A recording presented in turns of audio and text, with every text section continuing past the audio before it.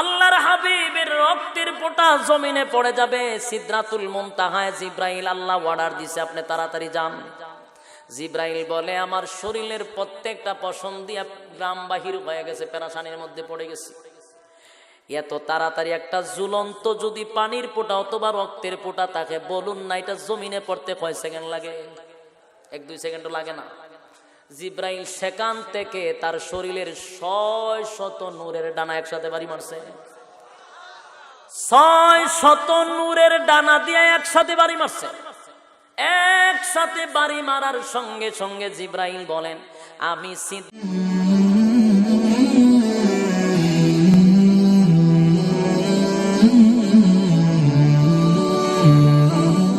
Mega channel, সত্য ও শান্তির পথে।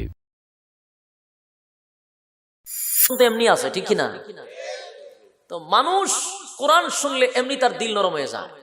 আর এরা বলে কি যে নিশ্চয়ই এই মন্ত্র শোনার পরে মানুষ পাগল হয়ে যায়। দিল মেসেজ যে উনি মন্ত্র পড়ে। শুরু হইল আন্দোলন। তো রাসূল যখন দিনের দাওয়াত লইয়া যায়, মানুষ ওনারে পাগল পাগল পাগল করে তাড়ায় দেয়। ছোট বাচ্চারা পিছন দিয়ে ঢিল মারে, তামসা শুরু করে। রাসূল কষ্ট পায় না। একদিন রাসূল কাঁদতেছে, চোখের পানি ছেড়ে দিয়ে কান্দে। আল্লাহ জিগায় হাবিব চোখের পানি আপনার আমি বরদাস্ত করতে পারি না, আপনার কান্নার কারণটা জানতে চাই। আমি জানি আপনাদের কাছ থেকে বলুন, আল্লাহ জানেনি। তারপরও আমার মালিক জিগায় কেন কান্দেন? আল্লাহর হাবিব বলেন আরে মালিক আমি কান্নার কারণটা আপনি জানেন, তারপরও আমার জিগান, তাহলে শুনেন আমার কান্নার কারণ। আপনি যে আমারে তামাম পৃথিবীর দায়িত্ব দিছেন, আমি আপনার দায়িত্বে অটল। আপনি যে দায়িত্ব দিচ্ছেন আমি তা আদায় করার চেষ্টায় আছি। যতটুক পারি আমি চালাইতেছি। অনেক বাধা আমার উপরে আসে, হামলা হয়, মামলা হয়। আমি পিছন দিকে তাকাই না, সামনে এগিয়ে যাচ্ছি। আপনার দিনের দাওয়াত দিতে গিয়া আমার শরীর দিয়া রক্ত ঝরে, আমার কষ্ট লাগে না, কারণ আমি আমার মালিকের অর্ডার পালন করতেছি। কষ্ট হইল আমার ভিতরে আনন্দ লাগে গো, কিন্তু আজকে আমি কান্দি বড় ব্যথায়, আমার ভিতরে আজকে অনেক কষ্ট। আরে মালিক আমার ভিতরে কষ্টটা হলো তুমি আমারে কিন্তু সাধারণ একটা ছোটখাটো দেশের নবী তুমি বানাইয়া পাঠাইছো না, আমার একটা গোত্রের নবী তুমি বানাইয়া পাঠাও নাই।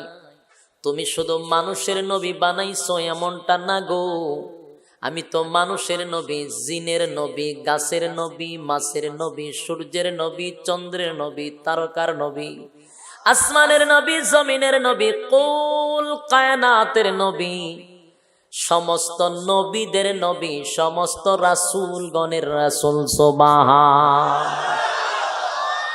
এতগুলা উপাধি দিয়া আখির জামানার শেষ পয়গম্বর বানাইয়া পাঠাইলা, এত বিশাল দায়িত্ব তুমি আমার মাথায় দিছ। আমি সেই দায়িত্ব পালনের চেষ্টায় আছি, আমার মালিক দায়িত্ব দিছে, আদায় করতে আনন্দ লাগে, কিন্তু আজকে কান্দি বড় ব্যথায়। ব্যথাটা হইল দুনিয়াতে এসে আমি দেখি আমার আব্বা নাই। দুনিয়াতে আসার আগে আমার আব্বা দুনিয়া থেকে চলে গেল। দুনিয়াতে আসার কিছুদিন যেতে না যেতে, 6 বছর যেতে না যেতে, বাবার কবর জিয়ারত করতে গিয়া রাস্তার মধ্যে মারও আমি হারাইলাম।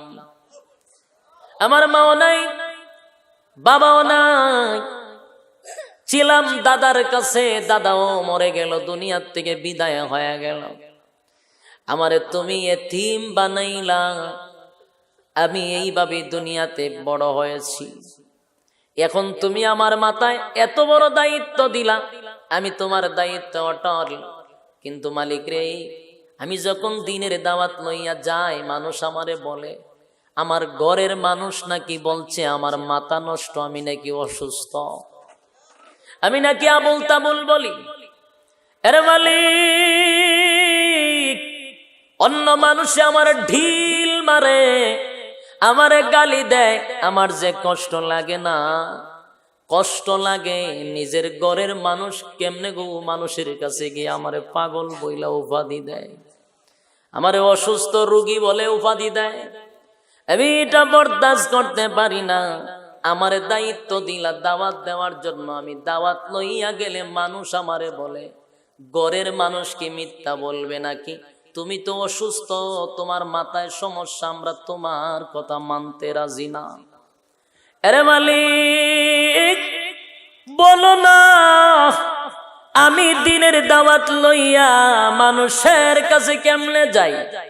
আমার ঘরের মানুষ যদি বিরোধিতা করে গো, আমার আপন চাচা, আমার আপন চাচি, আমার আপন গোষ্ঠীর মানুষরা আমার বিরোধিতা করে। আল্লাহর নবী বলেন, এই জন্য আমি ব্যথায় ব্যতীত হইয়া কান্দি। আল্লাহ ডাক দিয়া বলে, হাবিব কান্দিল না, আপনার কান্না আমি আল্লাহ বরদাস্ত করতে পারি না। নবী গো, আমি আল্লাহ আপনার চোখের পানিটা বরদাস্ত করতে পারি না। আপনি নবীর যদি কেউ গালি দেয়, স্বয়ং আমি আল্লাহ বরদাস্ত করি না। আরে ভাই, আল্লাহ বলেন, নবী গো, আবুল আহাব যখন আপনাকে গালি দিয়েছিল, পাথর লইয়া দাঁড়াইছিল, আপনি নবী কিন্তু চোখ রাঙ্গায়া তাকাত নাই, কিন্তু আমি আল্লাহর বরদাস্ত হয় নাই। আবুল আহাব বলছিল আপনি ধ্বংস হয়ে যাওয়ার জন্য, আপনি প্রতিবাদ করেন নাই, কিন্তু আমি মালিক আবুল আহাবের দাঁত ভাঙ্গা জবাব দেওয়ার জন্য সূরা আল-লাহাব আমি কমপ্লিট নাজিল করে দিয়েছি। আবুল আহাব বলছে আপনি ধ্বংস হওয়ার জন্য, আর আমি বলছি তাব্বাত ইয়াদা আবি লাহাবিন ওয়া তাব। আবুল আহাব বাড়ি, তুই তো ধ্বংস হবে, আমার রাসূল না, তুই ধ্বংস, একেবারে ধ্বংস হয়েই গেছে, ঠিক না? সায়াসলা নারান যাতা লাহাবিন ওয়া ইমরাতুহু। আবুল আহাব বাগালি একা ধ্বংস হয় নাই, এর ছেলে সন্তান মাল আওলাদ সব কিন্তু ধ্বংস হয়ে গেছে। ধ্বংস হবে না, হয়ে গেছে, ঠিক কিনা বলেন? এবং জাহান্নামের আগুনে জ্বলতেছে, ঠিক কিনা? আরে শুধু সে একা জ্বলে নাই, তার বউ সহ জাহান্নামের শিকাময় আগুনে জ্বলবে, জ্বলতেছে। নবীজি শুধুমাত্র আপনি নবীকে গালি দেওয়ার জন্য আমি আল্লাহ এটা বরদাস্ত করতে পারি নাই। কোরআনের একটা কমপ্লিট সূরা নাজিল কইরা আমি আল্লাহ প্রতিবাদ করছি। তাই আপনি চিন্তা করবেন না, আপনার গালি দিলে যে আমি আল্লাহ বরদাস্ত করতে পারি না। কান্দেন না, এই পৃথিবীতে আপনার মানা, আপনার বাবা নাই, আত্মীয় স্বজন যদি কেউ না থাকে গো, ওগো নবীজি কান্দেন না, আপনার জন্য স্বয়ং আমি আল্লাহ আছি। আরে ভাই, আল্লাহ নিজে নবীরে সান্ত্বনা দেয়, কান্দেন না। আপনার বিরোধিতা নিজের মানুষ আপনার বিরোধিতা করে, আপনার ঘরের মানুষ, কান্দেন না গো নবী, কান্দেন না। আমি আপনার ওয়াদা দিলাম, আমি আপনার ওয়াদা দিলাম, সারা রাত আপনার বিরোধিতা করবে, সকাল বেলায় আমি আল্লাহ তাদের দিলের পরিবর্তন করে দিব। প্রত্যেকের দিলের খবর আল্লাহ জানেনি, ওয়া ওয়া কোন চিন্তা করেন এটি জানেনি, কোন আকাম কুকাম করবেন এটি জানেনি, সব জানে, সব জানে। যে না আকাম কুকাম করার প্ল্যান আপনার মাথা তায়ে পড়ছে, আল্লাহ জানেনি, সব জানে। আল্লাহ বলেন সারা রাত তারা ঘুমায় না, শুধু আপনার সমালোচনা করে। নবী গো, সমালোচনাকারী কোনোদিন সফল হতে পারে না, সমালোচনাকারী ধ্বংস হয়ে যায়। যার সমালোচনা করে আমি আল্লাহ তার মাকাম বাড়ায়া দেই। পৃথিবীর বাস্তবতা আছে না নাই? সমালোচনা যত করে হেরে আল্লাহ তত উড়ায়, খালি খালি উড়ায়, ঠিক নেই? আর যে সমালোচনা করে এক সময় মানুষের কাছে সে ঘৃণার পাত্র হয়ে যায়। যে লোকটা শুধু মানুষের সমালোচনা করে, নিজে তো ধ্বংস হইলই, মানুষের কাছে ঘৃণার পাত্র হয়ে গেল। ঠিক না? সময় অপচয় করলাম, আরেকজনেরটা দিকে জ্বললা ভুইরা তুমি ছাই হয়ে গেলা। যারা হিংসা করে, সমালোচনা করে, তাদের দুনিয়াতে কষ্ট আছে। কষ্ট হলে আরেকজনের জিনিসটা ভালো দেখতে পারে না, নিজেতেই কষ্ট পায়, সহ্য হয় না, তখন ভিতরে একটা কষ্ট পায়। হেরে দেখলে মেজাজ গরম হয়ে জায়গা আসেনি? আল্লাহ বলেন এটা একটা কষ্ট। অনেক সময় চিন্তা করতে তো ঘুমায় না, কেন আপনি হিংসা করেন? কার সহ্য হয় না? এরে ভাই, সমালোচনা কইরা কোনোদিন কেউ সাকসেস হতে পারে নাই। রাসূলের সমালোচনা শুরু হয়ে গেল, যতই রাসূলের সমালোচনা করে আমার আল্লাহ রাসূলের সম্মান তত বাড়ায়া দেওয়া শুরু করে দিয়েছে। ওই যে আবু লাহাইবা, আবু জাহিল্লা, এরা দুইজনের মধ্যে একটা মিল আছে, কথা বুঝতে পারছে? আবু জাহেল, আবু লাহাব এরা কিন্তু আপন ভাই না, কিন্তু এরার মধ্যে একটা সম্পর্ক কি জানেননি? বিয়াই বিয়াই সম্পর্ক। আবু জাহিল্লার মেয়ের বিয়া দিছে আবু লাহাইবার কাছে। চিন্তা করছেন, এক শয়তানে বিয়া দিছে আরেক শয়তানের কাছে। আবু জাহিল্লার মাইয়া কিটা ভালোই বলি, শয়তানের কাছে করগড়িকে ভালো হয়, আম গাছও জাম ধরে। আবু জাহিল্লার মাইয়া, এটা তো কত বড় শয়তান হইব, এটারে বিয়া দিছে আবু লাহাবের কাছে। বিয়া দিছে, এটার নাম হলো উম্মে জামিল, খুব শয়তান মহিলা, সুকুলকুর মহিলা। এটা কামুল, এই গানের কথাই গানো, এই গানের কথাই গানো, সারাদিনই কামি করে। এরকম মহিলা আসেনি? এটাই আবু লাহাবের বংশ, বউয়ের বংশধর। এই খাসলো যার ভিত্তে থাকবো বুঝবেন এর কিছু তাসির পড়ছে। কামুল, এই গানের কথাই গানো, এই গানের কথাই গানো, লাগানো বাজানো, দরবার লাগাই দেওয়া। আবু লাহাবের বউ খুব মারাত্মক একটা মহিলা ছিল, খারাপ মহিলা ছিল। এই মহিলা ছিল রাসূলের আপন চাচি, কথা বুঝতে পারছেন? আপন চাচি আছেন, রাসূলের আপন চাচা হইছে আবু লাহাব। দেখেন, আপন চাচা হইয়া সারা রাত ঘুমায় না, খালি রাসূলের বিরোধিতা করে। কি বিরোধিতা? মোহাম্মদ পাগল হয়ে গেছে, নাইলে কি আর এক খুদার কথা কয়, যেখানে আমরা 360 খুদা আছে। এরার যুক্তিই বনে না। কাচ্চা কো তোমরা বলো আমরার খুদা কয়জন? 360 জন। মোহাম্মদ কয়জনের কথা? কয় একজনের কথা। কইটা কোনো যুক্তির কথা? সে যদি কইতো যে ওনার দলে 600 জন খুদা আছে, আমরা চিন্তা করতাম খুদার যেহেতু সংখ্যা বেশি, আমরা 360 জন ছেড়ে দিয়ে ওনার দলে যাইতাম। ওনার একজন আর আমরা 360 জন, এটা হয়নি। ও এরার যুক্তি বনে না। এরা মনে হচ্ছে খুদা যত বেশি হইব তত দরবার বেশি হইব। খুদা বেশি দেখি লড়ে হতো না, খুদা লড়ে। খুদা খায়নি, ঘুমায় না, খায় না, বই চায়, আসেনি? কি লাভ হইল? খুদা আরো 1 লাখ বানালে তো কোনো লাভ নাই। খুদা তো লড়ে না। খুদার সামনে খাওয়ান দে, ঠিক হই দিয়া এমনে দিয়া এমনে লয়ে জায়গা, যেরকম মিশামিশি খাবার। আচ্ছা, এটা কি খুদা খাইছে? ইতা করে কা দিশত বললে যাও করে, কারণ জান এরাও জানে খুদা খায় না। তিনটা দিশত করে প্রশ্ন, যে ওইটা দিশত করে, ওইটা মিশামিশি। ছোটবেলা মিশামিশি খেলা খেলছেন নি? শুধু শুধু ডেকের মধ্যে রান্ধে আমরা কি রান্ধে জানেননি? বালু দিয়া ভাত, আর তরকারি হয়েছে ফাতা সাতা, কাঁঠাল ফাতা। তখন সামনে দিলে খান, তখন এটিকে খাওয়ান যায়, তখন দাঁড়ে নেই আমরা দেখ, ঠিক নেই? তখন গড়ের মধ্যে ছোট্ট একটা গড় বানানো হয়, গড়ের মধ্যে মহিলা তাই, মহিলার বয়স হয়েছে 6 বছর 5 বছর, এর মধ্যেই হয়। মহিলা যে কেমন হয়েছে খাবার? ও খুব টেস্ট হয়েছে। যখন নাকি খাওয়া হয়েছে না মিশামিশি, কেলাটা তুই মিশামিশি। ওখানে একটা জামাই বউ হয়, জামাই বউও মিশামিশি। খানা দেশা বললে বলে খুদাও মিশা, খানাও মিশা, ঠিক নেই? 600 জন বানাইলে কোনো হাম হইব? তো রাসূল এরা এই কারণে মানে না। আল্লাহ বলেন চিন্তার কোনো কারণ নাই গো, সারা রাত তাদের ঘুম হবে না, টেনশন থাকবে, আর আপনার সমালোচনা করবে।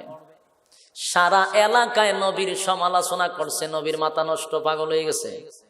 মন্ত্র পইরা মানুষকে জাদু কইরা নিয়ে যায়।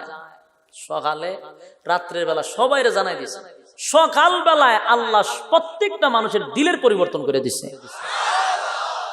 দিলের পরিবর্তনটা কেমনে করলো? সকালে সবাই এক মাঠে একত্রিত হয়েছে, কালকে একটা গুরুত্বপূর্ণ মেসেজ আসছে। বলে কি? তোমরার কাছে কি আবুল হাব সাহেব সর্দার সবাই ছিল? আইছে তো কালি উনি একলা যেন, ওনার বউ আইছে। ঘটনা একটা ঘটছে। কি? আচ্ছা, ওনারও তো আমরা দাওয়াত দিয়ে আনতে পারি না, দামি মানুষ, কিন্তু বিনা দাওয়াতে কালকে আইলো আমরা কেন? আইসা বালা কথা নাই, কিচ্ছু নাই, আয়াসেরা কয়ে গেছে ওনার বাতি যারা নাকি অসুস্থ হয়ে গেছে, পাগল হয়ে গেছে, আমরা যেন না যাই। সবাই কইটা কোনো যুক্তির কথা? আমরার ঘর আইছে, আমার ঘর হয়ে গেছে, সবাই আমার ঘর আইছে, কতিটা কোনো যুক্তির কথা হইলো? আপনার এলাকার যদি চেয়ারম্যান সাহেব অথবা এমপি সাহেব যদি আপনার ঘরে গিয়া কয় যে আমার বাতিজা পাগল হয়েছে, গেটের কাছেও যাইবা না, আপনারা অবাক হইতেন না? কিরে, এই লোকটারও তো আমরা দাওয়াত আনতে পারি না, বাড়িতে লোক আর আইসে সার নাস্তা না খাইয়া ডাইরেক্ট পাগলের কাছে যাইতাম না। পাগল কি গরো আছে না উনি নিজেই পাগল, আল্লাহ না জানে, ঠিক নেই? সারা রাত ঘুমাইবেন, ট্যাবলেট খাওয়া তো আপনার ঘুমা ধরতো না, খালি একই চিন্তা, কি কইয়া গেল, কি কইয়া গেল। নিশ্চয়ই এটার পিছনে কোনো ষড়যন্ত্র আছে। সকালবেলা সবাই কয়েও আসলে মূল কথা এটা না, মূল কথা হইল নিশ্চয়ই গভীর কোনো ষড়যন্ত্র চলতেছে। পাগল কইয়া আমরারে দূরে সরায় রাখতেছে, কোন দামি জিনিস আছে, এটার সন্ধান যেন আমরা না পাই, এজন্য আগের থেকে আমরারে হুঁশিয়ার করে রাখছে, এরিয়ার ভিতরে যেন না ঢুকি। তখন কিতা তোমরা আমার সাথে একমত?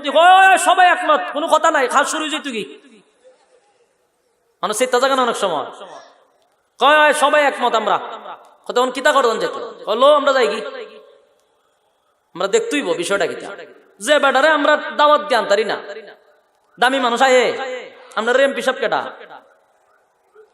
হ্যাঁ নজরুল ইসলাম মিটু হিরু সাহেব, দামি মানুষ না? ফোন দিলে আপনারা বাসা তাই ৬০ টাকা আনতে পারবে? সহজে সবার ঘরে যায়ও না, সবার দাওয়াতে আসেও না। এত দামি মানুষরা আপনি সহজে আনতে পারবেন না। হঠাৎ করে আপনার বাড়িতে ঢুকলে আপনি সারা রাত ঘুমাইব, কইল কিতা, কেরাইল ঘুমের ট্যাবলেট ৫ টাকা ঘুমাইতো না, ভিতরে ১২টা বাজে রয়েছে, কোন খামজানো হয়েছে, ঠিক নেই? এনারা তো আসে না, আসে মাঝে মধ্যে আসে, যে সময় দরকারি সময় আইব, দাওয়াত ছাড়ে আইব। উনি না খালি সবাই আসবো এক সময়, আয়া ঘরে ঘরে আয়া সবাই সালাম টালাম দিয়া যাব, কিন্তু এই সময় শেষ হয়ে গেলে এরপরে আপনার কিয়ামত আনা সম্ভব না। আচ্ছা, এরাও চিন্তা করে গেছে, সব একত্রিত হইয়া কাফেলা লইয়া গেছে দেখতো যে ঘটনাটা কিতা করছে। সুবহানাল্লাহ কইতেন না? গেছে দেখতো, কারা দেখতে গেছে? রাসূলকে দেখতে গেছে। সুবহানাল্লাহ। এরা মেসেজ দিয়েছে উনি অসুস্থ, আর এরা অসুস্থ লোক দেখার জন্য আয়া পড়ছে।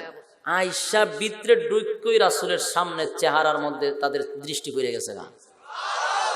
যেই রাসূলের চেহারার মধ্যে দৃষ্টি পড়ছে, অবাক হয়ে চাই রইছে যে সর্বনাশ, এদের মুখ দিয়া ওই আওয়াজ শুরু হয়ে গেছে যে এমন সুন্দর মানুষ আমরা জীবনে দেখছি না। সব এক দৃষ্টিতে তাকায় রয়েছে, চোখের ফলকই লড়ে না। অনেকজনের পেটে কিদা আসিন, কিদা নিবারণ হয়ে গেছে, পানির পিপাসা আসিন নিবারণ হয়ে গেছে। চেহারার মধ্যে এত বরকত ছিল, আল্লাহু আকবার, তাকাই রয়েছে। আর এদের মধ্যে বলতেছে সর্বনাশ, এই চেহারা সাধারণ কোন মানুষের হতে পারে না, এটা তো বাদশাহী চেহারা। আর এই লোকটারে কি কয়? উনি বলে অসুস্থ হয়েছে। সুস্থ মানুষ, কথা তো সুন্দর বলে। খালি এখানে কি মূর্খ মানুষ আছে? তদানীন্তন সময়ের পণ্ডিতরা ওইখানে আসছিল, শিক্ষিত লোক ছিল, কবি ছিল। তারা কয় এত সুন্দর মানুষ, আর কানের ভিতরে আছে সবার তুলা, সবটির কানের ভিতরে তুলা। তুলা কেন জানেননি? ওই যে মন্ত্র ফুরা লাইলে মানুষ পাগল হয়ে যাগা, এই কথা শুনে তুলা দিয়ে আইছে। রাসূল সাল্লাল্লাহু আলাইহি সাল্লাম যখন তেলাওয়াত শুরু করছে, হেদায়েতের মালিক কে? এটা আমাদের একেবারে মন থেকে বিশ্বাস করতে হবে। একমাত্র হেদায়েতের মালিক হলেন আল্লাহ। আল্লাহ যদি কাউরে হেদায়েত দেয়, তাম পৃথিবীর মানুষ তারে গুমরা করতে পারবে না। আর আল্লাহ যদি হেদায়েত না দেয়, নবী ওয়াজ করলে কাম হইতো না। নবী ওয়াজ করলে কাম হইব? কাম হবে না। তো তাদেরকে মন্ত্র হইয়া সেরা খানের ভিতরে দিছে তুলা ঢুকাইয়া, আর আল্লাহ কয় আরে আমার নিয়ত হইলে হেদায়েত দিব। তুলার ভিতরে দিয়ে আওয়াজ ঢুকাই দিছে। তুলার ভিতরে আজান কিছু কিছু আওয়াজ যায়, এরা সর্বনাশ, এত মজার আওয়াজ করতে গায়ে। জীবনে কত হারমোনিয়াম মিউজিক কত শুনলাম, এত মজার আওয়াজ শুনি নাই। তুলা টান্দা বাড়ি করে ভালাইয়া শুনতে থাকি, এক দৃষ্টিতে তাকায় রইছে, এক ধ্যানে শুনতেছে।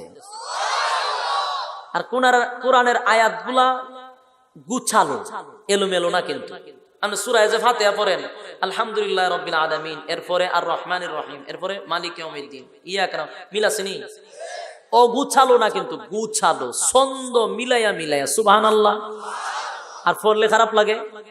রাসূলের পড়া সুবহানাল্লাহ, আলহামদুলিল্লাহি রাব্বিল আলামিন, আর রহমানির রহিম, মালিক ইয়াউমিদ্দিন।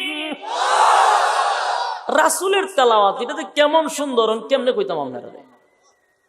দোয়া করলেন না যে আল্লাহ এই জামানাতে আমরা জন্ম দিত, কোনো তেন আমরা কপাল বালা আছে? সাধারণ একটা এক্সাম্পল, আমরা দেশের কারিরার ফরাউন লাই মাঝে মধ্যে অবাক হয়ে যাই।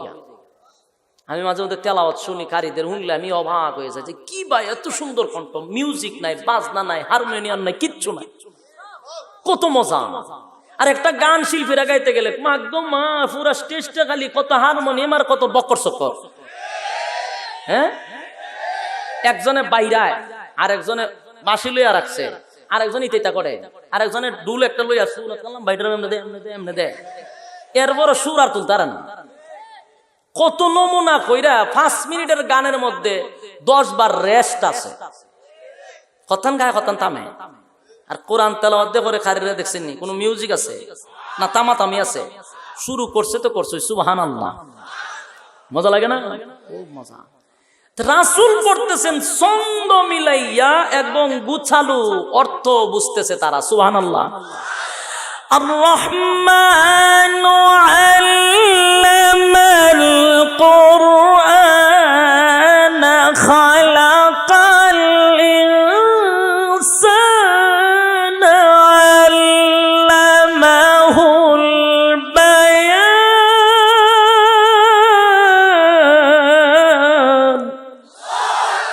রাসূলের তেলাওয়াত এটা কেমন যে আল্লাহ এরকম কণ্ঠ আর কেউরে দিছেও না, দিবেও না। আমরা শুনি দাউদের কণ্ঠ সুন্দর, দাউদ পয়গম্বরের কণ্ঠ সুন্দর ছিল, ঠিক না? এ ভাই, দাউদ নবীর কণ্ঠ সুন্দর ছিল, কথা সত্য। কিন্তু দাউদ নবী যখন তেলাওয়াত করত, সমুদ্রের মাছগুলি দাঁড়ায়ও যাইত, সুবহানাল্লাহ। উড়ন্ত পাখি যাওয়ার সময় দাঁড়ায়া যাইত, বনে জঙ্গলের সমস্ত প্রাণীরা এসে জড়ো হয়ে যাইত, এত মজা। কিন্তু দাউদ আলাইহিস সালাতু ওয়াস সালামের তেলাওয়াত শুনে একটা মানুষও ঈমান আনে নাই। কিন্তু আপনি আমার নবীর তেলাওয়াত শুইনা বেঈমানরা কালিমা পয়রা মুসলমান হয়ে যায়, কত মজা। আরে ভাই, তখনকার মানুষগুলি ডাক দিয়া বলেন, না না, আমরা শিক্ষিত, লেখাপড়া জানি, আমরা পণ্ডিত এবং অনেকে এখানে কবি আছি। মোহাম্মদ যা পড়ে রে আমরা তা অর্থ বুঝি, মন্ত্রের অর্থের কোনো মিল টিল নাই, মন্ত্র হয়েছে উল্টা পাল্টা, কথা কন না? মন্ত্র হয়েছে উল্টা পাল্টা। আর কোরআন যে উনি পড়তেছে বড় সুন্দর সুন্দর কথা বলতেছে, অর্থ বুঝি, সুবহানাল্লাহ। না, এটা কোনদিন মন্ত্র নয়। অসংখ্য পণ্ডিতরা দাঁড়ায়া বললেন, এইখানে কাবা সাক্ষী, এটা মানুষের বানানো কোনো কথা হতে পারে না। আর এত মজা আমাদের জিন্দেগিতে কোনোদিন শুনি নাই, কলিজা শীতল হয়ে গেছে। আমরা বুঝতে পেরেছি এটা আমাদের রবের কথা।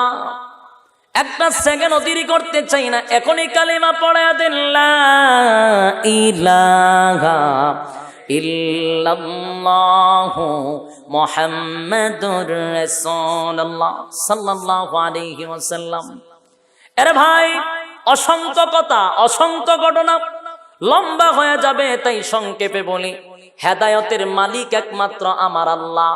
আল্লাহ বলেন, নবী গো, তারা বিরোধিতা করে, হেদায়েতটা তো আমার হাতে, আমি আল্লাহর ইচ্ছা করছি সবাইরে হেদায়েত দিব, তাই এরা বিরোধিতা করছে, রাত্রে সকালে দিল পরিবর্তন করে আপনার দলে ঢুকায়া দিলাম। এই দৃশ্য দেখার পরে আবুল আহাবের মেজাজ গরম, এই দৃশ্য দেখার পরে আবু জাহেলের মেজাজ গরম, এই দৃশ্য দেখার পরে আবুল আহাবের বউয়ের মেজাজ গরম। সারা রাত মেহনত করলাম, সকালবেলা ঘটলো কি সহ্য হয় না, ঠিক কিনা? সহ্য হচ্ছে না। এরে ভাই, আবুল আহাবের নেতৃত্বে দুইটা ছেলেকে পাঠাইয়া দিল নবীরে আক্রমণ করার জন্য, নবীরে মারার জন্য পাঠাইয়া দিছে। নবীর উপরে হামলা করছে, জামা টান দিয়া ছিঁড়ে ফেলেছে। নবীর উপরে মানুষের সামনে নবীরে মান সম্মান নষ্ট করার বহুত চেষ্টাও করেছে। নবীরে শরীরে আঘাত করেছে, আল্লাহর সামনে বেয়াদবি করেছে, রাসূলের সামনে দাঁড়াইয়া আমার আল্লাহকে নিয়ে বাজে গালাগালি করেছে। তারা বলে আপনি আমাদের দেবদেবীর বিরুদ্ধে কথা বলেছেন, তাই আমরাও আপনার আল্লাহকে নিয়ে বাজে কথা বললাম। আল্লাহর হাবিব সেদিন রাগান্বিত হইয়া আবুল আহাবের ছেলেকে বদুয়া দিয়া দিছে, নালত দিয়া দিছে, আল্লাহরে তুমি ধ্বংস করো। কথা বুঝেন? আমার নবীর ইতিহাস পড়তে গিয়া, জীবনী পড়তে গিয়া কারো নামে নবী কোনোদিন বদুয়া দেয় নাই। এই নবী কারো নামে বদুয়া দেয় নাই, কিন্তু সেদিন আল্লাহর হাবিব এত রাগান্বিত হয়েছিলেন, আল্লাহর কাছে দরখাস্ত করছে, আল্লাহ তুমি এর ধ্বংস করো। তাহলে নিশ্চয়ই এখানে বড় ধরনের কোনো কাহিনী আছে না নাই? যে হাবিব তায়েফের ময়দানে রক্ত জড়ায়, বদুয়া দেয় না। কথা বলেন? এই তায়েফের ময়দানে নবী কত কষ্ট পাইল, বদুয়া দিল না। রক্ত জড়াইছে তায়েফের ময়দানে, ছোট ছোট বাচ্চারা নবীরে ঢিল মারছে, তাও একটা দুইটা ঢিল না, বৃষ্টির মতো নবীরে পাথর মারছে। শরীরের চামড়া ফেটে রক্ত বাইরিছে। আমি জানতে চাই আপনাদের কাছে, কত জোরে ঢিল মারলে পড়ে শরীরের চামড়া পেটে রক্ত বাহির হয়? একবার কি চিন্তা করেছেন? শরীরের থেকে রক্ত, শরীরের চামড়া ফেটে রক্ত বাহির হচ্ছে, পাথরের আঘাতে আঘাতে শরীরটা ক্ষত বিক্ষত হয়ে গেছে, রক্ত ঝরতেছে। আল্লাহর নবীর সঙ্গে ছিল যায়েদ ইবনে হারেসা রাদিয়াল্লাহু তাআলা আনহু। আল্লাহর নবী বলেন, যায়েদ রে, আমার সঙ্গে তুই আসস, খুব খেয়াল করবে একটা রক্তের ফোঁটা যেন জমিনে না পড়ে। সুবহানাল্লাহ, আসেনি কেন? একটা রক্তের ফোঁটা যেন জমিনে না পড়ে, খুব খেয়াল করবি। আল্লাহর হাবিবের রক্তগুলা যায়েদে ভালো করে মুছতেছে, শরীরের রক্ত নিচে পড়তে দেয় না। এইভাবে রক্ত মোচন করতেছে, নবী বেহুশ হয়ে যায়, কোন সময় হুশ, কোন সময় বেহুশ, এত রক্ত মুবারক শরীর থেকে বের হয়েছে। আল্লাহর হাবিব এত কষ্ট পাওয়ার পরেও মুখ দিয়া কোনো শব্দ বাহির করে নাই। একটা রক্তের ফোঁটা ঝুলন্ত অবস্থায় পায়ের জুতা বেদ করে জমিনে পড়ে যাবে। আমার আল্লাহ ডাক দিয়া বলেন, জিব্রাইল রে, তুমি কোথায়? জিব্রাইল বলে, মালিক গো, আমি তো সিদরাতুল মুনতাহা। আরে জিব্রাইল, সিদরাতুল মুনতাহার দিকে যাও, আমার হাবিবের জুতা থেকে একটা ফোঁটা রক্ত জমিনে পড়ে যাবে, ঝুলন্ত রয়ে গেছে রক্তটা। যদি জমিনে পড়ে যায় রে, আমি আল্লাহর হুকুমের অপেক্ষা জমিন করবে না। বলবেন হুজুর, জমিন আবার আল্লাহর অপেক্ষা করবে না? আল্লাহর হুকুম ছাড়া কি লড়বো নি? জমিন আল্লাহর অনুমতির অপেক্ষা করবে না, ভূমিকম্প শুরু হয়ে যাবে। এই কথাটা কেন বললেন? আমি আপনার একটা এক্সাম্পল দিই, বুঝবেন।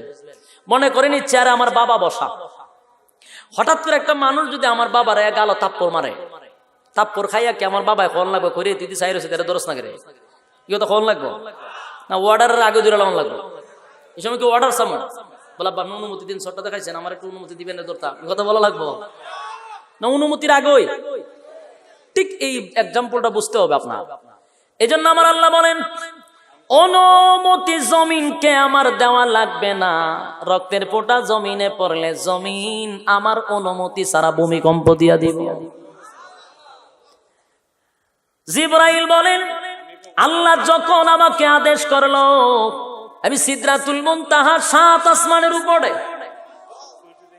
এক আসমান দুই আসমান না, একেবারে 7 আসমানের উপরে আমি জিব্রাইল বসা সিদরাতুল মুনতাহায়। আমি কোথায় রে, আর আমার নবী কোথায়? কেমনে সম্ভব? আপনারা উঠাউটি করবেন না, কারণ আমার বয়ানের পরে আজান হবে, এখানে নাম আল্লাহর হাবিবের রক্তের ফোঁটা জমিনে পড়ে যাবে সিদরাতুল মুনতাহায়। জিব্রাইল আল্লাহ অর্ডার দিছে আপনি তাড়াতাড়ি যান। জিব্রাইল বলে আমার শরীরের প্রত্যেকটা পশম দিয়া গ্রাম বাহির হয়ে গেছে, পেরাশানির মধ্যে পড়ে গেছে। এত তাড়াতাড়ি একটা ঝুলন্ত যদি পানির ফোঁটা অথবা রক্তের ফোঁটা তাকে বলুন না, এটা জমিনে পড়তে কয় সেকেন্ড লাগে? 1-2 সেকেন্ডও লাগে না। জিব্রাইল সেখান থেকে তার শরীরের 600 নূরের ডানা একসাথে বাড়ি মারছে। 600 নূরের ডানা দিয়ে একসাথে বাড়ি মারছে। একসাথে বাড়ি মারার সঙ্গে সঙ্গে জিব্রাইল বলেন আমি সিদরাতুল মুনতাহা থেকে 600 নূরের ডানা দিয়ে একসাথে বাড়ি মেরেছি নবী তায়েফের ময়দানে। আমার নূরের ডানা নবীর জুতার নিচে চলে গেছে। সুবহান। এরে ভাই, আল্লাহর হাবিব এত রক্তাক্ত হয়েছে, এত ব্যথা পেয়েছেন, বারে বারে নবী বেহুশ হয়ে যায়। জিব্রাইল এসে বলে নবী গো, গজবের ফেরেশতা লই আইছি, অনুমতিটা দেন নবী, অনুমতি দেন, তায়েফবাসীরে ধ্বংস কইরা দেই। আমার নবী ডাক দিয়া বলেন না, এরে জিব্রাইল, আমার আল্লাহ যেন রাগ করে তায়েফবাসীরে ধ্বংস কইরা না দেয় রে। তায়েফবাসীরে যদি ধ্বংস কইরা দেয়, বল না আমি নবী কার কাছে দিনের দাওয়াত লইয়া যাইব। তারা আমারে বুঝে নাই, মারছে। ও ভাই, আমি শুধু আপনাদেরকে বুঝাইতে চাই, এত ব্যথা পাওয়ার পরে, এত রক্ত জড়ানোর পরে নবী বদুয়া দিল না, কিন্তু আবু লাহাবের ছেলেরে কেন ধ্বংস কইরা দেওয়ার জন্য বদুয়া দিল? এরে ভাই, দিনের জন্য, ইসলাম কায়েম করার জন্য আল্লাহর হাবিব শরীরের রক্ত জড়াইছে, দিন কায়েমের জন্য রক্ত দিতে হইছে। আজকে তো আমরা ইসলাম কায়েম করতে চাই জিলাপি খাইয়া, ইসলাম কায়েম করতে চাই বিরানির ফুতলা ভাড়াইয়া। ইসলাম কায়েম করতে হলে ইসলাম নামের বৃক্ষের নিচে রক্ত দিতে হবে, ঠিক কিনা বলেন? ইসলাম রক্ত চায়, রক্ত দাও, ইসলাম জিন্দা হবে। এই জন্য খালি সিন্নি খাওয়া, মিষ্টি খাওয়া সুন্নত এখানে সীমাবদ্ধ না, রক্ত দেওয়াটাও সুন্নাত, ঠিক কিনা বলেন? আরে ভাই, আল্লাহর নবী দ্বীন কায়েমের জন্য, ইসলামের জন্য রক্ত জড়াইছেন, বদুয়া দিছেন না। উহুদের ময়দানে আল্লাহর নবীরে মারার জন্য বেঈমানরা চতুর্দিক থেকে তীর মারে, একটার পর একটা তীর মারে। নবীকে মারার জন্য তীর মারতেছে, সাহাবীরা নবীর সামনে এইভাবে দাঁড়ায় আছে। আগে নবীজি, চিন্তার কোনো কারণ নাই, আপনি কোনো চিন্তা করবেন না, যতক্ষণ না পর্যন্ত আমরা সাহাবীরা বেঁচে থাকবো, আল্লাহর কসম একটা তীরের আঘাত আপনার শরীরে লাগতে দিব না। এরে ভাই, আল্লাহর হাবিবকে বাঁচানোর জন্য, হেফাজত করার জন্য সাহাবীরা সামনে দাঁড়িয়ে আছে, তীরের আঘাত একটার পর একটা বুকে ঢুকতেছে, পেটে ঢুকতেছে, জাজরা হয়ে যাচ্ছে। একজন সাহাবী পিছনে টান দেয়, বাইরে আমার একটু সুযোগ দেস না ভাই, তুই তো কিয়ামতের কঠিন ময়দানে আশিকে রাসূল হইয়া দাঁড়ায়া যাইবি আল্লাহর সামনে। এরে ভাই, দে ভাই একটু সুযোগ দে, আমিও কিয়ামতের কঠিন ময়দানে আল্লাহর সামনে দাঁড়াইয়া যেন বলতে পারি, মালিক গো, তোমার হাবিবকে হেফাজত করার জন্য শাহাদাত বরণ করেছি। তালহা রাদিয়াল্লাহু তাআলা আনহু বলেন, না না না, আমার দেহে যতক্ষণ প্রাণ থাকবে এই 1 ইঞ্চি পিছনে লামতে রাজি না। এরে ভাই, সাহাবীরা একের পর এক শাহাদাত বরণ করতেছে, একের পর এক শাহাদাত বরণ করতেছে নবীকে হেফাজত করার জন্য। ওইদিকে বেঈমানরা নবীর একটা ঢিল মেরে দিয়েছে চেহারা মুবারকের মধ্যে, দানটা ভেঙ্গে 2টা দাঁত সামনের ভেঙ্গে গেছে। নবীর দান মুবারক শহীদ হয়ে গেল।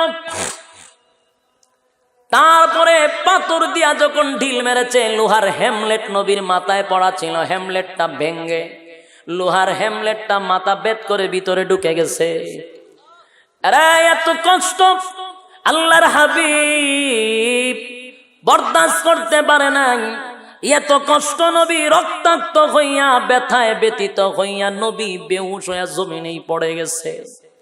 বেহুশ হইয়া নবী গর্তের ভিতরে যখন পড়ে গেল, ওইদিকে শয়তানও একটা সুযোগ পেয়ে গেল, ডাক দিয়া বলে, কতিলা মোহাম্মদ নবী নাই রে, মোহাম্মদ দুনিয়ার থেকে বিদায়। শয়তান খবর ছড়াইয়া দিল, গোটা মদিনায় খবর হয়ে গেল নবী নাই, নবী নাই, নবী নাই। ওহুদের মাটি পর্যন্ত খবর ছড়াইয়া পড়ল, নবী নাই, নবী নাই। বড় বড় সাহাবীরা, উমরের মতো সাহাবীরা, আবু বকরের মতো সাহাবীরা, আলীর মতো সাহাবীরা তরবারি হাত থেকে ছেড়ে দিয়েছে, মাটিতে লুটায়া পড়েছে। কার জন্য যুদ্ধ করব রে? আজকে আমার নবী যদি না থাকে, কার জন্য যুদ্ধ করব, কার জন্য বেঁচে থাকব? হযরত ওমর কান্দে, হযরত আবু বকর কান্দে, আলী চোখের পানি ছেড়ে দিয়া কান্দে, কার জন্য যুদ্ধ করব? নবী নাই, নবী না। এই খবরটা শুধু উহুদের ময়দানে সীমাবদ্ধ নয় রে, খবরটা ছড়ায়া পড়ল মদিনার অলিতে গলিতে, খবর ছড়ায়া পড়ল নবী নাই, নবী নাই। মদিনার ছোট ছোট বাচ্চারা নবীর জন্য কান্দে। এরা ছোট ছোট মাসুম বাচ্চারা নবীর জন্য কান্দে গো। মহিলারা কান্দে, অনেক মহিলারা দৌড়াইতে শুরু করলো, উহুদের ময়দানে দৌড়াইতে শুরু করলো। যত দূর সামনে যায়, উহুদের ময়দান থেকে মানুষ যখন ফিরে আসে, মহিলাদেরকে জিজ্ঞায়, ও মা কোথায় যাও? গিয়ে লাভ নাই, তোমার স্বামী দেখছি মারা গেছে, তোমার স্বামীর লাশ পড়ে আছে। এরা মহিলা কোনো কথা বলে না, সামনের দিকে দৌড়ায়, সামনের দিকে দৌড়ায়। কিছুক্ষণ যাওয়ার পরে বলে, আমি দেখছি তোমার সন্তানটা দুনিয়ার থেকে বিদায় হয়ে গেছে। মহিলা তাও থামে না, সামনের দিকে দৌড়ায়। একজন বলে, মহিলা গো, আমি আসার সময় দেখছি তোমার বাবা শাহাদাত বরণ করেছে। এবার মহিলা দৌড়ায় আর বলে, আমি কি তোমাদের কাছে একবারও জানতে চেয়েছি আমার সন্তান কোথায়? একবারও কি জানতে চেয়েছি বাবা কোথায়, আমার স্বামী কোথায়? না, না, জানতে চাই নাই রে। আমি বলি, তোমরা বলো আমার হাবিব উহুদের ময়দানে জিন্দা আছে কিনা? আল্লাহু আকবার বলেন। এরে ভাই, এই আশিকে রাসূল কারে কয় দেখছো নি?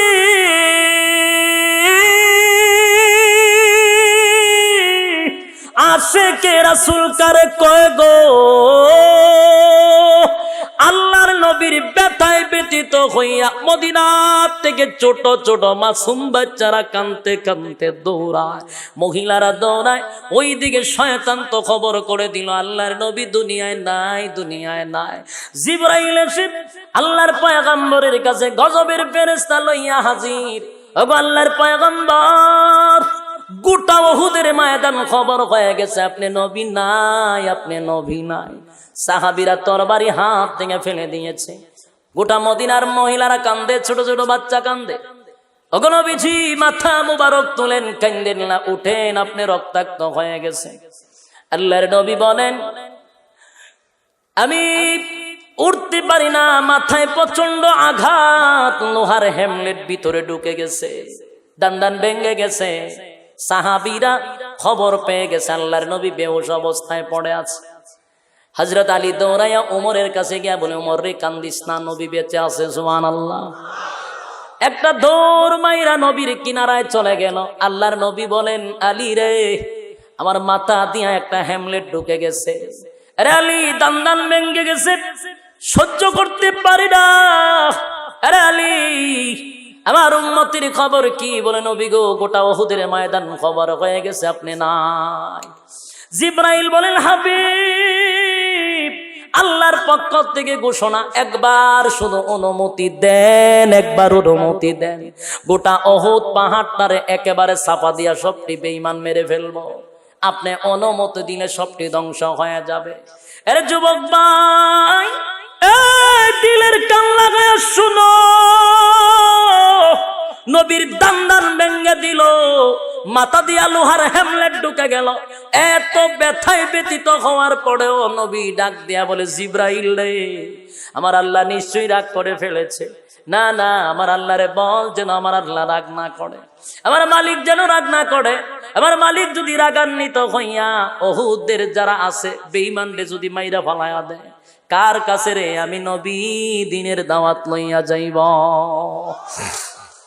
তারা আমার উপরে আঘাত করছে, বুঝতে পারে নাই আমি নবী বদুয়া দিব না, আমি দোয়া করব আল্লাহ তাদেরকে তুমি হেদায়েত দাও। নবী হেদায়েতের দোয়া করছে, সুবহানাল্লাহ। এ ভাই, জানতে চাই আল্লাহর হাবিব এত ব্যথা পাওয়ার পরেও বদুয়া দিল না। আবু লাহাবের ছেলেরে কেন বদুয়া দিল? তার একটা নাম্বার কারণ ছিল, আবু লাহাবের ছেলে আল্লাহর নবীর সামনে দাঁড়াইয়া আমার আল্লাহরে গালি দিছে। আল্লাহর নবী বলেন, মালিক আমারে যদি রক্তাক্ত করে দুনিয়ার থেকে বিদায় করে দিত, আমি রাগ করতাম না, একবারও তার দিকে তাকাইতাম না। কিন্তু আমার সামনে দাঁড়াইয়া আমার মালিকরে কেউ গালি দিবে, আমি নবী এটা বরদাস্ত করতে পারি না। এই আল্লাহকে যদি কেউ গালি দেয় বরদাস্ত করবেন? এটা কি আপনার ইমানি দায়িত্ব? এটাই আওয়াজ। আল্লাহকে যদি কেউ গালি দেয়, রাসূলকে কেউ গালি দিলে বরদাস্ত করবেন আপনারা? স্পষ্ট একটা কথা শুনেন, স্পষ্ট শুনেন, বাংলাদেশের কিছু বাউল শিল্পীরা পাগল হয়ে গেছে, গাঞ্জা খাইতে খাইতে ডেড ওভার হয়ে গেছে। স্পষ্ট আজকের বক্তব্য থেকে জানাইতে চাই, গতকালকে না 3 দিন আগে আমি একটা মহিলা বাউল রীতা বাউলের একটা বক্তব্য শুনেছি। এর আগে একটা তো প্রশাসন বন্দী করছে, রিমান্ডে নিছে, কিন্তু গত 2 দিন আগে আমি একটা বক্তব্য শুনলাম, এক মহিলা বাউল, সে এক পর্যায়ে বক্তব্য দিতে গিয়ে আমার আল্লাহরে শয়তান বলেছে, আমার আল্লাহরে গালি দিয়েছে, আমার আল্লাহরে মুনাফিক বলেছে। আমি স্পষ্ট জানাইতে চাই, বাংলাদেশের উলামায়ে কেরাম যখন কোন আন্দোলন করে, এটা সরকার নামানোর জন্য আন্দোলন করে না। বাংলাদেশের উলামায়ে কেরাম সরকারকে উঠানোর জন্য আন্দোলন করে না। যতবার আন্দোলন হয় ইসলামের স্বার্থে আন্দোলন হয়, যতবার আন্দোলন হয় রাসূলের ইজ্জত রক্ষার জন্য আন্দোলন হয়, ঠিক কিনা বলেন? আল্লাহর সাথে যদি কেউ বেয়াদবি করে, 92% মুসলমানের দেশে যদি আমার আল্লাহকে শয়তান বলে, মুনাফিক বলে, 92% মুসলমান এটা বরদাস্ত করতে পারে না। এই মহিলাকে বাইতুল মুকাররমের সামনে ফাঁসির কাস্টে ঝুলাইতে হবে, কারণ সে মুরতাদ হয়ে গেছে। মুরতাদের শাস্তি হলো মৃত্যুদণ্ড, মৃত্যুদণ্ড, মৃত্যুদণ্ড, ঠিক কিনা বলে?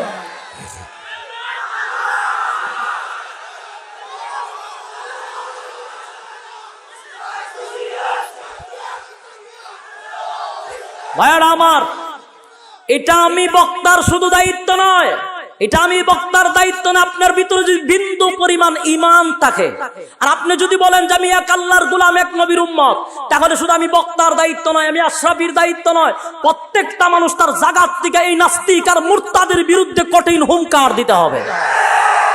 ভিডিও না পাইলে আপনার আমার সোহেব আহমদ আশরাফি নামের আইডিয়া, সেটা ঢুকেন, আমি শেয়ার করছি গতকালকে। সর্বপ্রথম ভিডিওটা আমার চোখে নজরে পড়লো, সাথে সাথে শেয়ার করলাম। ডাইরেক্ট কুলফু আল্লাহর ব্যাখ্যা দেয়, তার ফেডের ভিতরে ফাড়া দিলে বাতাস ছাড়া কিচ্ছু বাড়িত না। এই ওইটা আল্লাহরে মুনাফিক ডাকে, আল্লাহরে শয়তান ডাকে, নাউজুবিল্লাহ। এজন্য মাননীয় সরকারের কাছে আমাদের আবদার, আপনার বক্তব্য আমার কাছে ভালো লাগে। কিছুদিন আগেও বাউল শিল্পীর ব্যাপারে হাসানুল হক ইনু আপনাকে প্রশ্ন করেছিল, আপনি সুন্দর বক্তব্য দিচ্ছেন, আপনাকে সম্মান করি, তাজিম করি, ইজ্জত করি। আপনি সুন্দর বক্তব্য দিচ্ছেন আর বলছেন উলামায়ে কেরাম তো তার গানে বাধা দেয় নাই, সে গান তো আওয়াজ করতে গেছে কেন? ঠিক না? এই বাউলগুলি কিসের থেকে এত সাহস পায়, কিসের থেকে এত বড় কথা বলার সাহস পায়, এটা আমাদের জানতে হবে, জানতে হবে। এত সাহস কোথার থেকে পাইল?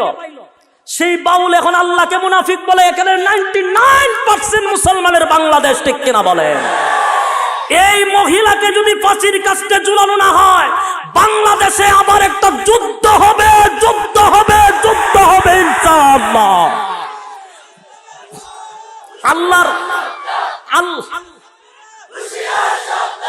আল্লাহর ইজ্জতের ব্যাপারে কথা বললে আমরা গর্জে উঠি, খুদার কসম কোন রাজনীতির জন্য নয়, কোন এমক এমপি তমক মন্ত্রী অমক প্রধানমন্ত্রীর ব্যাপারে আমরা কোনো কথা বলতে রাজি না, এই ব্যাপারে আমরা কথা বলতেও চাই না। কিন্তু আমার নাকের দ্বারে আইসা আমার আল্লাহকে গালি দিবে, রাসূলকে গালি দিবে, আমি বৈশা থাকবো চুপ করে, এটা মুনাফিকের খাসলত, এটা বোবা শয়তান, ঠিক কিনা বলেন? আমার বলার দরকার, আমি মেসেজ দিয়া গেছি। আর আপনি যদি নিজেকে ইমানদার দাবি করেন তাহলে আপনার কি দায়িত্ব এটা এখন ঘুমায় ঘুমায় চিন্তা করবেন। ওলামায়ে কেরাম যদি ডাক দেয় এক প্ল্যাটফর্মে একত্রিত হতে হবে। আমি আশ্চর্য হয়ে এলাম, কিসের থেকে তারা এত বড় বড় কথা বলার সাহস পায়? একটা কইলো গান বাজনা জায়েজ, নবী গান না শুনলে ঘুমো ধরতো না।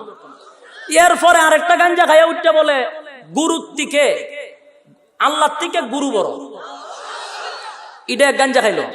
হুমা ওখান দেখি মহিলা তাইটা কয় আদম রে তুমি কইলায় গাছের গুড়া যাইতে না, আবার তুমি শয়তান রে বইলা দিলা যেন এই আদম রে দুকা দে, তাহলে তো তুমি দুই কথা কইলা, তুমি তো মুনাফিক।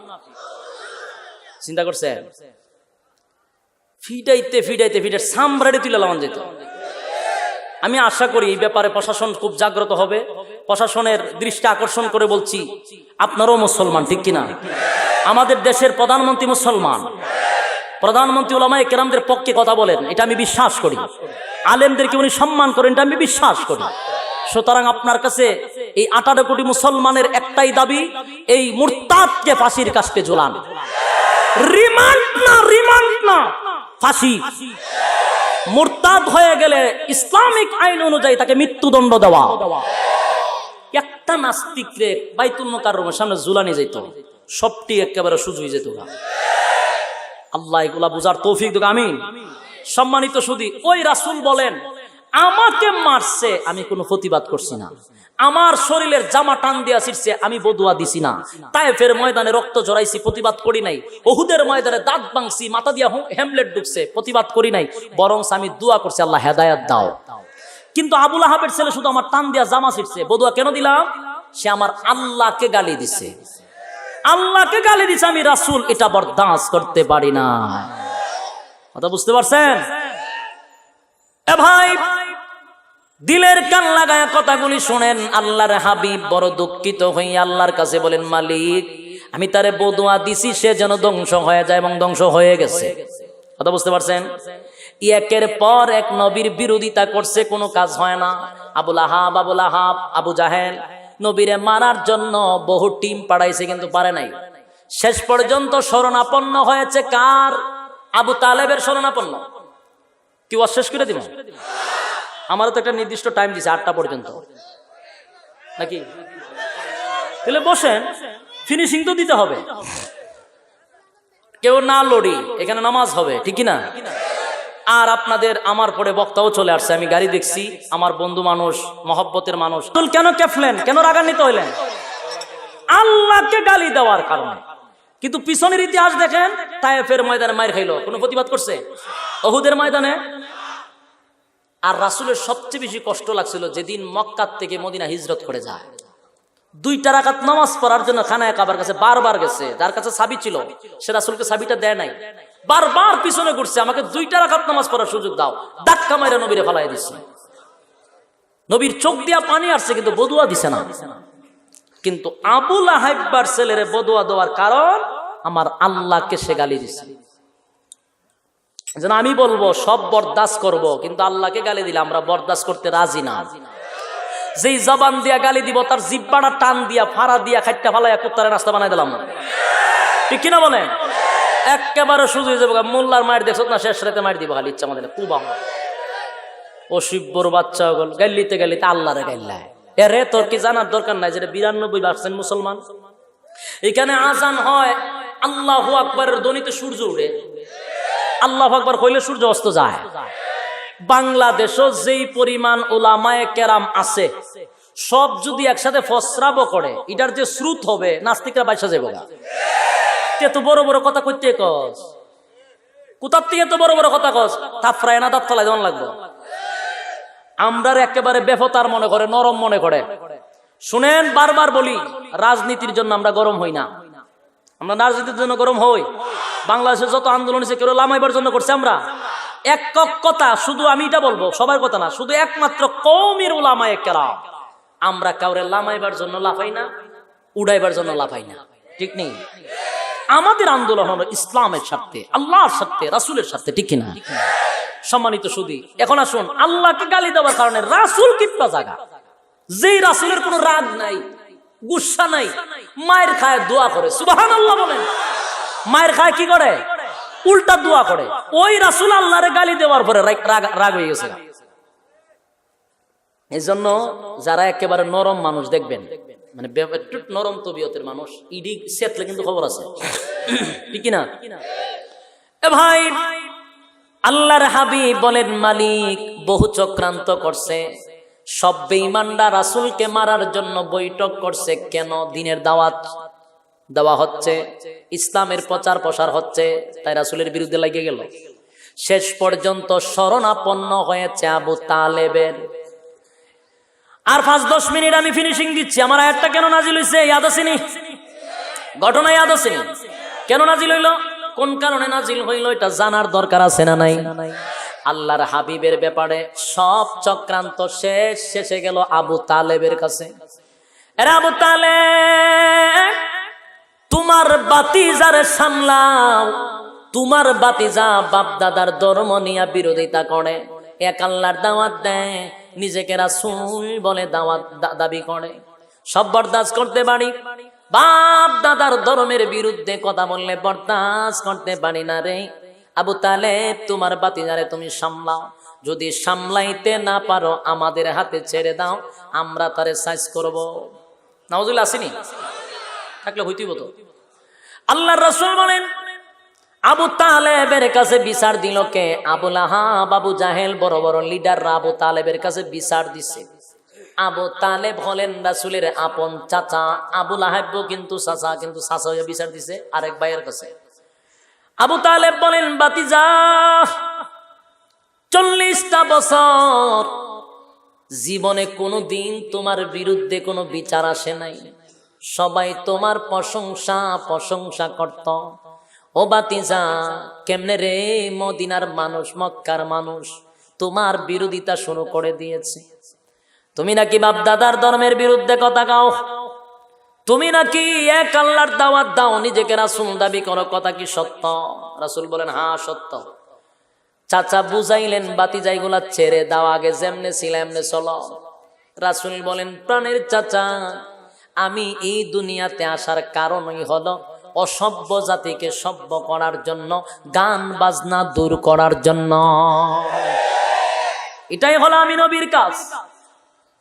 এতে যদি আপনি চাচাও আমার বিরুদ্ধে চলে যান, আমি কোনো আপত্তি করব না। মনে চাইলে আমার পক্ষে থাকতে পারেন, নাইলে বিপক্ষ যাইতে পারেন, কিন্তু আমি আমার জায়গার থেকে লড়বো না। আবু তালেব নবীর চিনেনি, নিজের সন্তানের মতো লালন পালন করছে।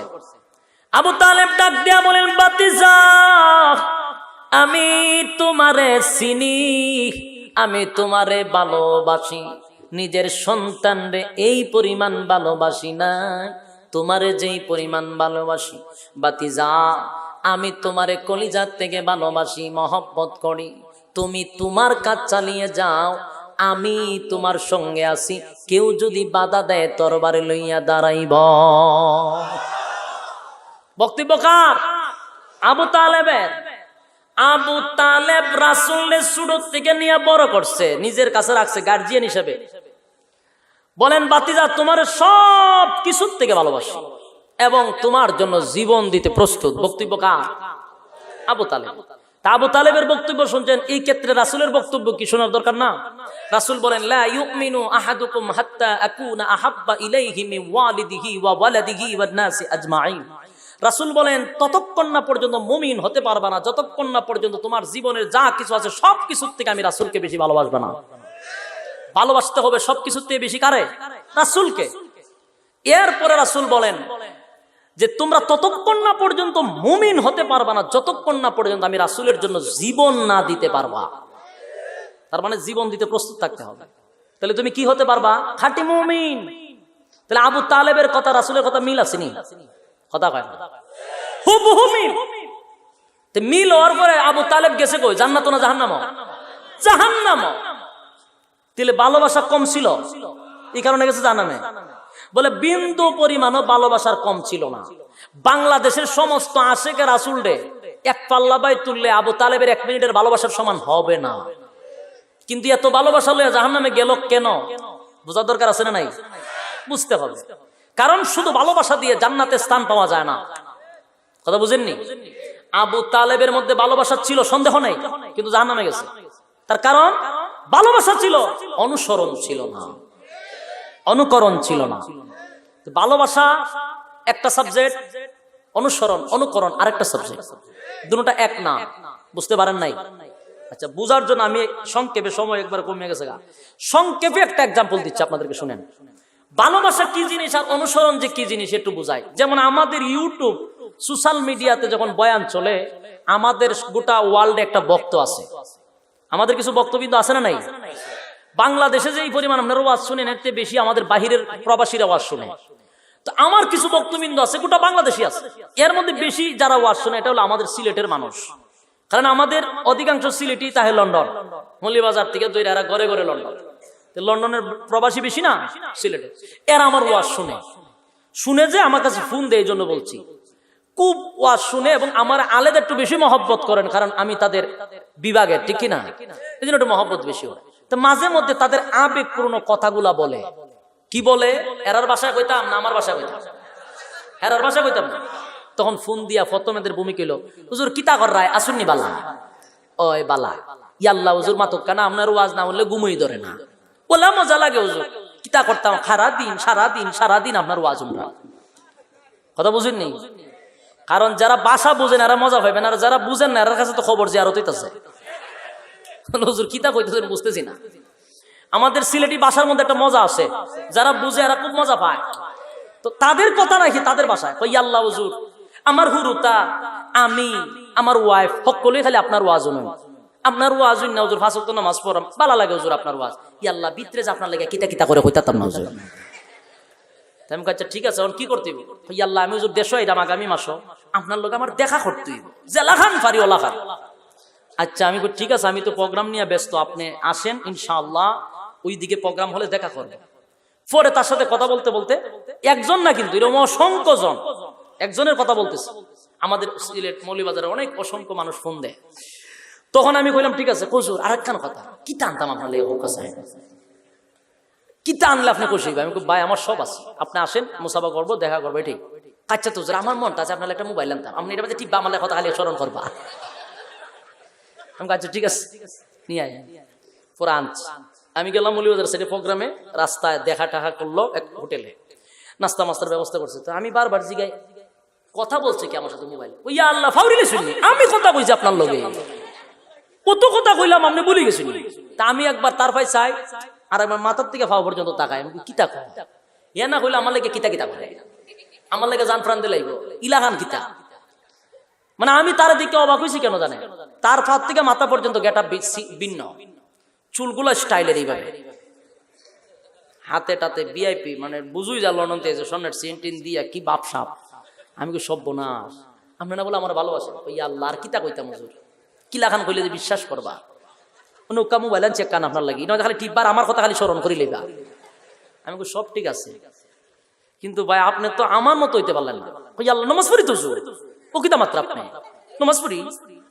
আচ্ছা ঠিক আছে, আপনারা এতক্ষণের আলোচনা কি বুঝেন, ভালো আমার কম বাসে, ভালোবাসার কোনো কমতি আছে? বিন্দু পরিমাণে আমার প্রতি তার ভালোবাসার কমতি নাই, এত ভালোবাসে সে আমাকে। কিন্তু বলুন ভালোবাসা ঠিকই আছে, কোন অনুসরণ আছে? ভালোবাসা কিন্তু আছে, ভালো যে বাসিটার মধ্যে কোনো সন্দেহ নাই, কিন্তু ফাত থেকে মাথা পর্যন্ত আমার কোনো অনুসরণ তার ভিতরে নাই। আমার মাথার টুপি তার মাথার নাই, আমার মুখে দাড়ি তার মুখে দাড়ি নাই, আমার শরীরে সুন্নতি লেবাস তার শরীরে ফিটিং পাটিং, সব ভালোবাসা ঠিক আছে, কিন্তু কি নাই? অনুসরণ নাই। আমি তারও বলছি ভাই আমার রঙে রঙ্গিত হন, তইলে এই ভালোবাসার দাম আছে, নাহলে 4 পয়সার দাম নাই। তাহলে আবু তালেব রাসূলকে ওই পরিমাণ ভালোবাসতো, কিন্তু রাসূলের অনুসরণ করতো না। বুঝতে পারছেন? ভালোবাসার কমতি ছিল না, কিন্তু কি করতো না? অনুসরণ। তাহলে এই ভালোবাসার 4 পয়সার দাম আছে, ওই ভালোবাসা খান লইয়া গেছে জাহান্নামে। বাংলাদেশে অসংখ্য আশেকে রাসূল রাসূলের জন্য ডিগবাজি মারে, লাভ মারে, কিন্তু ভালোবাসে এরা। আমি অবিশ্বাস করি না, ভালোবাসে, কিন্তু তাদের মধ্যে অনুসরণ নাই। আবু তালেব যেই জাহান্নামে গেছে, তারাও এই জাহান্নামে যাইবে। বুঝতে পারছেন? আল্লাহর হাবিব আবু তালেবের কাছে দিনের দাওয়াত লইয়া বারবার গেছে। চাচা গো, মহব্বত করেন কলিজার থেকে, তাই আপনি আপনার কাছে বারবার দিনের দাওয়াতটা দিলাম, কালিমাটা পইরা মুসলমান হয়ে যান। আবু তালেব বলেন, বাতিজা এটা বইল না, সব মানতে রাজি না। জীবনের শেষ মুহূর্তে আবু তালেব মরণাপন্ন। আল্লাহর হাবিব দাঁড়ায়া বলেন, বাচ্চা, এই মুহূর্তে যদি আপনি মারা যান, চিরস্থায়ী জাহান্নামী হয়ে যাবেন। আর আমি যে আপনার জন্য সুপারিশ করব, আমার নবীর জন্য হারাম। কারণ যারা কুফরি করবে, শিরিক করবে, তাদের জন্য সুপারিশ করা সমস্ত নবীগণের জন্য হারাম। আরে প্রাণের চাচা, আমি আপনাকে ওয়াদা দিলাম, এই সময়ও যদি আপনি মধুর কালিমাটা একবার পড়ে নেন, আমি ওয়াদা দিলাম কিয়ামতের কঠিন ময়দানে আমি আপনাকে জান্নাতে না লইয়া আমি নবী জান্নাতে যাব না। আল্লাহু আকবার বলেন। এত বড় কপাল আবু তালেবের, এত বড় কপাল। কিন্তু ভাইরে, আবু তালেব ডাক দিয়া বলেন, বাতিজা রে, আমি জানি তুমি সাধারণ কোনো মানব না, আমি জানি আমার চেয়ে বেশি তোমারে কেউ চিনে না। ও বাতিজা, তুমি যে শ্রেষ্ঠ নবী আমি জানি, তুমি যে শানওয়ালা নবী, মানওয়ালা নবী, মহামানব, তোমার কথা মানলে জান্নাতে যাব সেটাও জানি, তোমার কথা না মানলে জাহান্নামে যাব সেটাও জানি। জানার পরেও সিদ্ধান্ত নিলাম, বাপ দাদার ধর্মের মধ্যে সুনকালি মারব না, তোমার জাহান্নামটাই বেছে নিলাম। নাউজুবিল্লাহ আসেনি? এই কথা শোনার সাথে সাথে আল্লাহর হাবিব চোখের পানি গুলা ছেড়ে দিয়া কান্দা শুরু করে দিয়েছে। বড় আঘাত পাইছে রে নবী, বড় ব্যথা পাইছে। ডাক দিয়া বলে, মালিক, আমার মা নাই, বাবা নাই, আত্মীয় স্বজন আমার বিরুদ্ধে যখন ছিল, এই চাচা আমার পক্ষে ছিল গো। এই চাচা নিজে না খাইয়া আমার মুখে খানা দিছে। বাবার আদর বুঝি না, এই চাচা বাবার আদর করেছে। এত মহব্বতের চাচা, এত ভালোবাসার চাচা, কেমনে গো আমার চোখের সামনে জাহান্নামের আগুনে চিরটা জীবন অনন্তকাল জাহান্নামের আগুনে জ্বলবে। আমি বাতিজা হইয়া, একজন পয়গম্বর হইয়া আমি এটা বরদাস্ত করতে পারতেছি না। নবী বেতায় ব্যতীত হইয়া কালে চোখের পানি গুলা ছেড়ে দিয়া নবী কান্না শুরু করে দিয়েছে। আমার আল্লাহ ডাক দিয়া বলে, জিবরাইল যা যা বন্ধুর কাছে কোরআনের আয়াত কান শোনায়া দে। কোন আয়াত জানেননি? যেই আয়াত আমি আপনাদের সামনে তেলাওয়াত করেছিলাম আর শুরুতেই বলেছিলাম এটা নাজিল হওয়ার কারণ আছে। এই আয়াত আসেনি? কেন নাজিল হইল, তার প্রেক্ষাপট কি, তার শানে নজুল কি? কারণ একটা ঘটনা বলেছিলাম, ঘটনাটা হলো নবী আবু তালেবের বেতায় ব্যতীত হইয়া কান্দে রে। দিনের দাওয়াত লইয়া গেছে, দাওয়াত প্রত্যাখ্যান করে, এমন কথা বলছে নবীর চোখ দিয়া পানি চলে আসছে। আল্লাহর নবী কান্দে, নবী কান্দে। আল্লাহ সান্ত্বনা দেওয়ার জন্য কোরআনের আয়াত নাজিল করে দিয়েছে, নবীর কানে কানে শোনায়া দেয়, ইন্নাকা লা তাহদি মান আহবাবতা ওয়ালাকিন্নাল্লাহা ইয়াহদি মান ইয়াশা। আগলা পিছি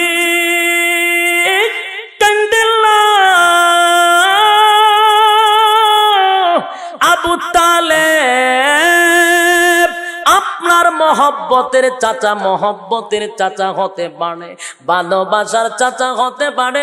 নবী গো, আমি জানি আপনার বড় মহব্বতের চাচা। যত মহব্বত ভিতরে থাকুক না কেন গো, চাইলেই তো আপনি তার হেদায়ত দিতে পারবেন না। আপনি কান্দেন না, কারণ আমি আল্লাহ কিন্তু আপনার হেদায়তের মালিক বানাইয়া পাঠাইছি না। আরে ভাই মনোযোগ, আল্লাহ ডাইরেক্ট বলেন নবী গো মহব্বতের হতে পারে, তাই আপনি তার হেদায়ত দিতে পারবেন না, এই অধিকারটা আমি আল্লাহ আপনাকে দেই নাই। কারণ আপনি হেদায়তের রাস্তা দেখায়া দেওয়ার অধিকার দিছি, হেদায়ত দেওয়ার অধিকার দিছি না। কারণ একমাত্র হেদায়তের মালিক হলো আমি আল্লাহ। আরে ভাই আল্লাহ যদি কাউরে হেদায়ত দেয়, তামাম পৃথিবীর মানুষ তারে গোমরা করতে পারবে না। আর আল্লাহ যদি কাউরে হেদায়ত না দেয় গো, আমার নবী স্বয়ং ওয়াজ করলেও কাম হবে না। ঠিক কিনা বলে? আমার নবী কান্দি, চাচা চোখের সামনে জাহান্নামে যাবে, বেতায় ব্যতীত হইয়া কান্দে। তাই আল্লাহ আয়াত নাজিল কইরা জানায়া দিছে, আপনার দায়িত্ব শেষ, আমি আল্লাহর ফয়সালা হলো তারে হেদায়ত দিব না। ভাই লম্বা আলোচনা, কেন হেদায়ত দিবে না, কেন দিল না তারে, এইটার বহু ব্যাখ্যা আছে। সময় 8টা বেজে গেছে, আমার সময়ও শেষ। আর